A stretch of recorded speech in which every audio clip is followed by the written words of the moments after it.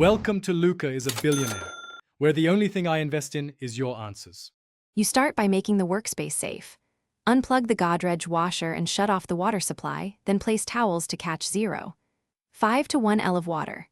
Gather a Phillips, flathead, adjustable wrench, pliers, replacement mesh, and small 1/2 clamps. You need both hands free.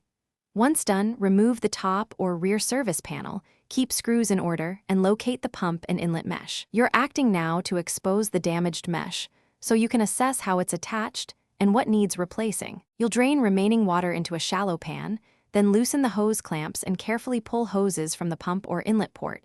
Expect some spillage. Next, cut away or unfasten the torn mesh and remove trapped lint or mild corrosion. Use a brush and a damp cloth to clean the seat thoroughly.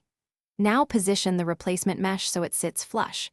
Secure it with the 1/2 clamps or the original fasteners. Make sure clamps are snug but not over-tightened, because distortion causes leaks. You finish by reconnecting hoses and tightening clamps to a hand plus quarter-turn torque. This prevents slipping while avoiding crush. Reattach the service panel and screws in the documented order. Restore the water supply, then plug the washer in. Run a short rinse cycle and watch for leaks, odd noises, or poor drainage. If you see a leak or continued clogging, make sure the mesh is seated squarely, clamps are even, and the pump impeller isn't damaged.